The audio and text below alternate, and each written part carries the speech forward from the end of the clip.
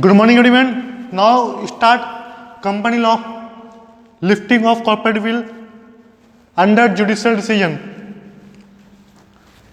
Today topic is avoiding of welfare legislation. ये हमारा last point है. लास्ट केस पढ़ेंगे हम लोग अंडर जुडिशियल डिसीजन में. केस नाम क्या है? अवॉइडेंस ऑफ वेलफेयर लेजिस्लेशन, कल्याणकारी अधिनियमों से बचना. कल्याणकारी अधिनियमों से बचना. अवॉइडेंस ऑफ वेलफेयर, जो काम वेलफेयर के लिए होता है, अगर आप उसमें कुछ गलत काम कर रहे हो तो उस केस में क्या होगा, जो कॉर्पोरेट व्हील है वो लिफ्ट हो जाएगा. चलिए केस समझते हैं. Now case discuss. Case name is the workman employ in associated rubber industry limited versus associate rubber industry limited. ये एक कंपनी है और दूसरी कंपनी है. कंपनी का नाम दोबारा से पढ़ते हैं. The workman employed in associated rubber industry limited versus associated rubber industry limited. A new company was created wholly by the principal company with no assets of its own. एक नई company खोली गई जो प्रिंसिपल कंपनी थी, जो main company थी. Principal company माने जो मेन कंपनी थी, जो मतलब पुरानी कंपनी थी, उसने एक नई कंपनी खोली. This company had no business or income. This company had no business or income of its own except receiving dividend from share transfer to it by principal company. जो नई कंपनी खोली गई उसके पास ना तो कोई बिजनेस एक्टिविटी करी थी कंपनी. जो नई कंपनी हमने खोली है वो ना तो कोई बिजनेस एक्टिविटी कर रही है और ना ही कोई उसमें एक्टिविटी है और ना ही कोई उसमें इनकम जनरेट हो रही है. नो बिजनेस और नो इनकम जनरेट. ओनली जो प्रिंसिपल कंपनी है उससे इंटरेस्ट आ रहा है. प्रिंसिपल कंपनी के शेयर खरीद रखे होंगे कुछ, जो नई कंपनी खुली है उससे इंटरेस्ट, उससे डिविडेंड आ रहा है. जो शेयर खरीद रखे हैं उससे डिविडेंड आ रहा है, ओनली डिविडेंड आ रहा है, except receiving dividend from share transfer to it by principal company. This company was form to divide the income of the company thereby reducing the liability to pay bonus. अब इन्होंने ऐसा क्यों किया? नई company की खोली गई. अब बात समझते हैं. अब तक तो हमने ये पढ़ा था कि एक कंपनी थी, उसने अपनी नई कंपनी खोली. जो कंपनी ऑलरेडी एग्जिस्ट थी उसको हम क्या बोलेंगे? Principal company. ठीक है, उसने नई कंपनी खोली. अब नई कंपनी में जो नई कंपनी थी वो ना तो कोई बिजनेस कर रही थी और उसको ना कोई इनकम हो रही थी. ओनली उसको डिविडेंड रिसीव हो रहा था प्रिंसिपल कंपनी से, क्योंकि जो नई कंपनी थी उसने कुछ शेयर परचेज कर रखे होंगे प्रिंसिपल कंपनी के, तो उससे डिविडेंड मिल रहा था. ऑनली डिविडेंड रिसीव हो रहा था नई कंपनी को. अब कंपनी क्यों खोली गई? जिससे जो इनकम है जो प्रिंसिपल कंपनी की, यानी कि जो हमारी पुरानी कंपनी है प्रिंसिपल कंपनी, उसकी इनकम बढ़ जाए दो कंपनियों में. एक तो उसी कंपनी में प्लस वो डिविडेंड के रूप में जो दूसरी कंपनी नहीं खोली गई उसमें बढ़ जाए, तो उसकी इनकम डिवाइड हो जाए टू पार्ट में, ओल्ड कंपनी में और न्यू कंपनी में. अब ऐसा क्यों किया? जिससे उनको जो बोनस है एम्प्लॉय को वो कम देना पड़े. जो एम्प्लॉय वेलफेयर के लिए जो बोनस होता है वो कम देना पड़े. इनकम कम होगी तो बोनस भी कम दिया जाएगा. अब जो उनकी ओल्ड जो प्रिंसिपल कंपनी है यानी कि ओल्ड कंपनी है उसकी इनकम कम हो गई, उसने अपनी इनकम कहाँ ट्रांसफर कर दी? डिविडेंड के रूप में नई कंपनी को. तो प्रिंसिपल कंपनी की इनकम क्या हो गई? कम हो गई. इनकम कम हो गई तो उनको बोनस भी कम देना पड़ेगा एम्प्लॉय को. तो the liability to pay bonus. The supreme court of India held that the new company was formed as a device to reduce the gross profit of principal company and hence the bonus. अब supreme court ने क्या कहा सुनिए. Supreme court ने कहा है कि जो ये प्रिंसिपल कंपनी ने जो नई कंपनी बनाई है वो क्यों बनाई है? जिससे उनका ग्रोस प्रॉफिट कम हो जाए, reduce the gross profit. Principal company का ग्रोस प्रॉफिट कम हो जाए जिससे उनको बोनस भी कम देना पड़े. The amount of dividend received by the new company should be taken into account in assessing the gross profit of the principal company. जो डिविडेंड नई कंपनी को दिया जा रहा है उसको हम ऐसे मानेंगे, कोर्ट ने, सुप्रीम कोर्ट ने कहा उसको ऐसा माना जाएगा जैसे वो किसकी इनकम हो? प्रिंसिपल कंपनी की इनकम हो. तो ये दोनों कंपनी अलग नहीं मानी जाएंगी, दोनों एक मानी जाएंगी. तो ये केस क्या हुआ, अवॉइडेंस ऑफ वेलफेयर लेजिस्लेशन। इन्होंने एम्प्लॉय को बोनस कम देने के लिए दूसरी कंपनी बनाई थी जिससे हमारी इनकम डिवाइड हो जाए दो जगह। अब हमारी इनकम, अगर कंपनी की इनकम कम हो जाएगी प्रिंसिपल कंपनी की, तो उसको बोनस भी कम देना पड़ेगा। आई बात समझ में? चलिए इसको अच्छे से समझते हैं। आप इसको नोट करिए।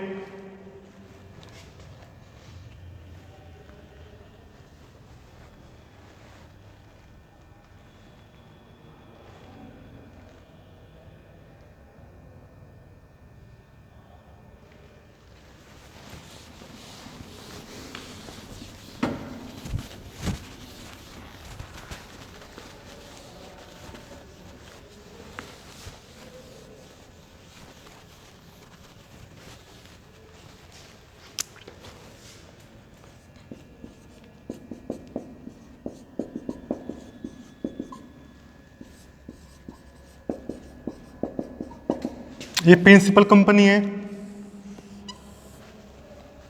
प्रिंसिपल कंपनी है। इसने क्या किया, इसने एक नई कंपनी बनाई।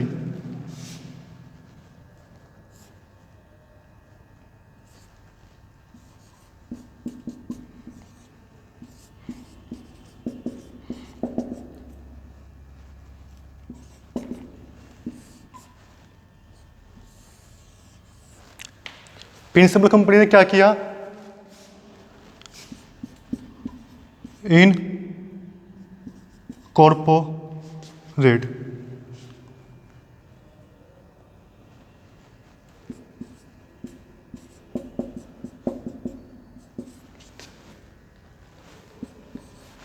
इनकॉर्पोरेट करी नई कंपनी, प्रिंसिपल कंपनी ने इनकॉर्पोरेट की है, न्यू कंपनी को इनकॉर्पोरेट किया। अब new company no business,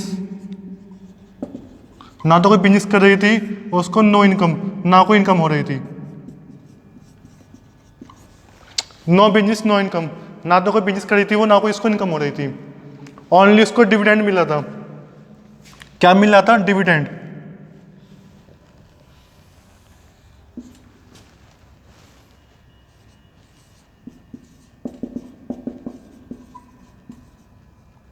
dividend मिल रहा था प्रिंसिपल कंपनी से न्यू कंपनी को, यानी कि जो प्रिंसिपल कंपनी की इनकम थी उसका कुछ पार्ट कहाँ पे जा रहा था, डिविडेंड के रूप में न्यू कंपनी को। जो प्रिंसिपल कंपनी की जो इनकम थी उसका कुछ पार्ट डिविडेंड के रूप में किसको मिल रहा था, न्यू कंपनी को। पर्पज क्या था, पर्पज क्या था, जिससे बोनस कम देना पड़े। अब इससे क्या हुआ, इस डिविडेंड से क्या हुआ, जो कंपनी की इनकम थी वो कम हो गई, डिवाइड हो गई, जिससे बोनस कम देना पड़े। तो पर्पज क्या था इनका,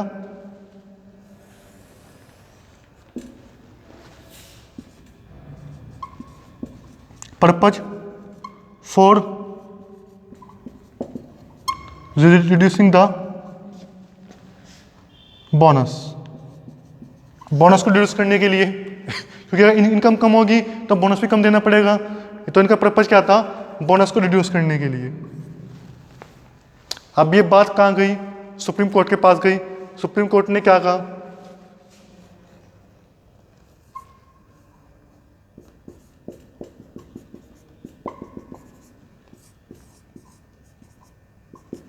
अब बात कहां पे गई है, सुप्रीम कोर्ट के पास।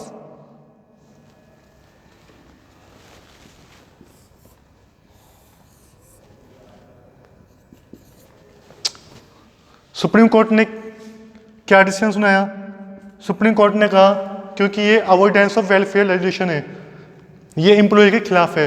एम्प्लॉय को बोनस कम देने के लिए कंपनी बनाई गई है, ना तो कोई बिजनेस कर रही है, ना कोई इनकम हो रही है उससे।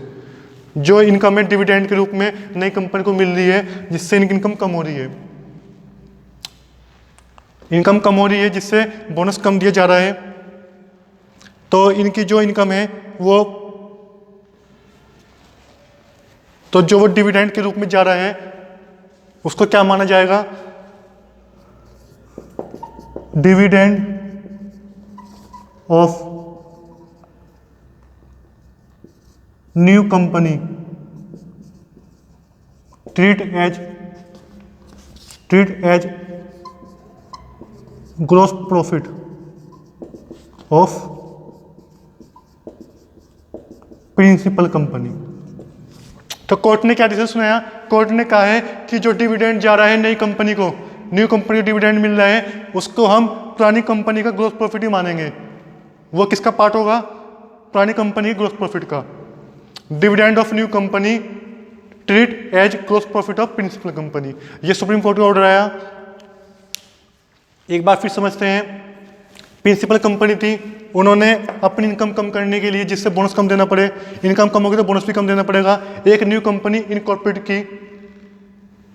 वो कंपनी, न्यू कंपनी ना तो कोई बिजनेस कर रही थी, ना कोई इसको इनकम हो रही थी। अब जो ओल्ड कंपनी है यानी कि प्रिंसिपल कंपनी है, उसने ओनली डिविडेंड दिया। डिविडेंड की इनकम हो रही थी न्यू कंपनी को, क्योंकि उनको अपनी इनकम कम, प्रिंसिपल कंपनी को अपनी इनकम कम करनी थी। कम करने के लिए उन्होंने अपनी इनकम कम करने के लिए डिविडेंड के रूप में न्यू कंपनी को डिविडेंड देना शुरू कर दिया अपनी इनकम कम करने के लिए। पर्पज क्या था? रिड्यूसिंग बोनस, बोनस को, अपने बोनस को रिड्यूस करने के लिए। इनकम कम होगी तो बोनस भी कम होगा। ये बात सुप्रीम कोर्ट के पास गई। सुप्रीम कोर्ट ने कहा अवॉइडेंस ऑफ वेलफेयराइजेशन, ये अवॉइडेंस हो रहा है वेलफेयराइजेशन का, मजदूरों के खिलाफ है, एम्प्लॉय के खिलाफ है, ये एम्प्लॉय का इसमें शोषण हो रहा है। तो जो डिविडेंड मिल रहा है न्यू कंपनी को, उसको हम ऐसे मानेंगे जैसे वो प्रिंसिपल कंपनी का ग्रॉस प्रॉफिट हो, उसको हम प्रिंसिपल कंपनी ग्रॉस प्रॉफिट ही मानेंगे। उसको दोबारा से रिवर्स पैक करके ऐड कर दिया जाएगा, तो ग्रॉस प्रॉफिट बढ़ जाएगा। वो डिविडेंड को कैसे क्या मानेंगे? Gross profit of principal company. तो यानी कि प्रिंसिपल कंपनी की इनकम दोबारा से फिर रिवर्स बैक हो जाएगी। ये केस था the workman employed in associated rubber industry limited versus associated rubber industry limited. तो स्टूडेंट, आज की वीडियो को हम यहीं पे रखते हैं। Thank you.